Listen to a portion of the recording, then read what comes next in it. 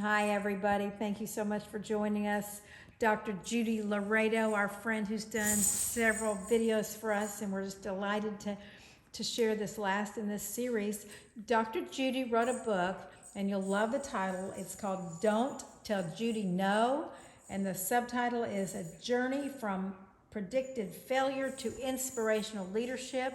And in the series, she has talked about leadership. She's talked about a roadmap for students to be successful in college, and also some specific characteristics students need to be successful. And she talked about Generation Texas, called Gentex, which was a marketing campaign she initiated when she worked for the State Higher Education Coordinating Board as Associate Commissioner. And so in our last video, Dr. Judy, one of the things that I think is really important to those of us who are iron butterflies, and you are one, we all are iron butterflies, is to understand our ability and to become more resilient. So tell us a little bit about what resiliency means to you in the education field and in the home and in the workplace, and how we can become more resilient. I think resilient for me means to be able to hang in there.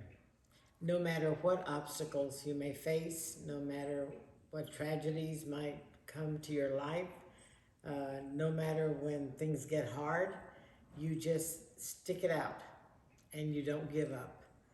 I had a teacher say to me one day, Dr. Loredo, you always seem to find the positive things in life and nothing seems to ruffle your feathers.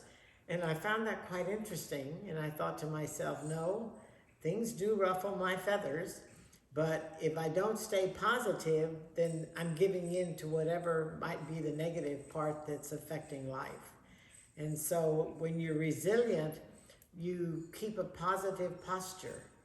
You look to the good and not to the bad. And I think that's very important, not only in your studies, but in your career and in your home life. We all face challenges in our home life. I remember many, many years ago in 1986 when the economy just tanked. I mean, it couldn't have tanked any worse. It was worse than even now with COVID. And we struggled. We hit some really hard times. And I remember that one Christmas, we didn't have enough money to buy a Christmas tree. And so my husband went out and came home one evening and knocked on the back door, and he literally had a tree. He had a tree. He had gone out into the Bastrop County where a friend had a ranch, and he let him cut a tree. And so he came with this big old tree in the house. It wasn't a Christmas tree, but it was a tree you could decorate. And I asked him what we were going to put it in because it would not have fit in the stand of a Christmas tree. And so he said, I have a bucket.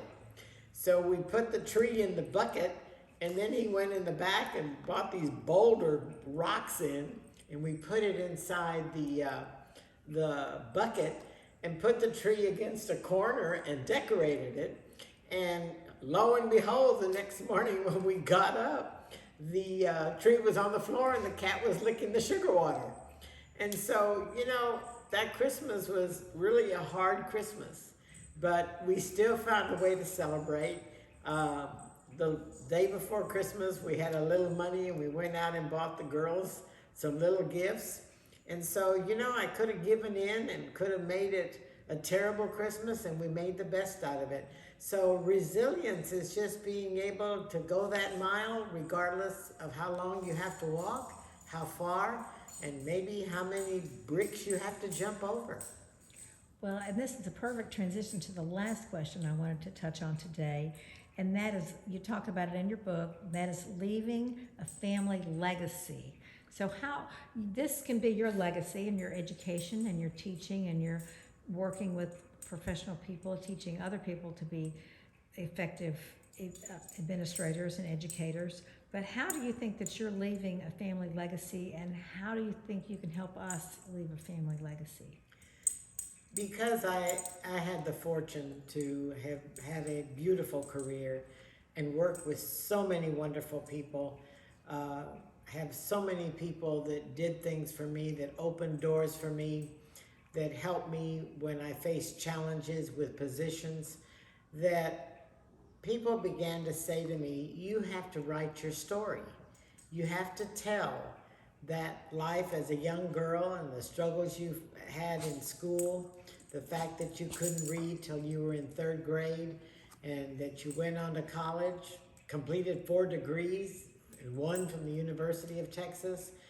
Aside from the honors that I've received, I mean, I never thought I would have 2 buildings named after me.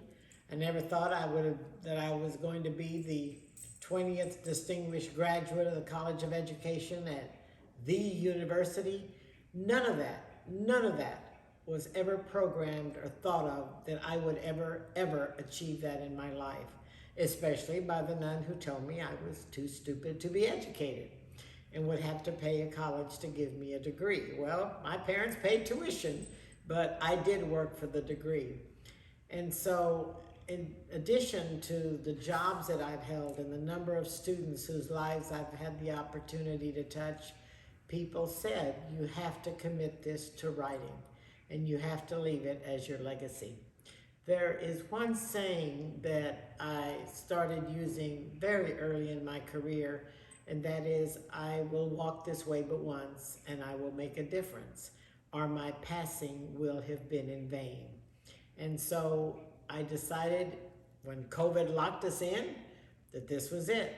And I sat one day and I outlined 9 chapters, and I sat and I dictated every chapter in this book. And my former secretary, Mary Comerford from the State Department, who retired before I did, she volunteered to transcribe the entire book. So she transcribed it, and then I decided that I was going to share more of my life by sharing pictures of myself, my family, my children today. My transcripts are even in the book. So people would know that I was not a gifted student. I did not make A's. I didn't make A's till I got to UT, and I made 1 B in Dr. Heskew's course. Otherwise, that would have been my impeccable 2 years of studies with A's that I'd never made at all before. But I also then decided that I needed to put a roadmap for how students could be successful. And so I put the book to writing. It's now published.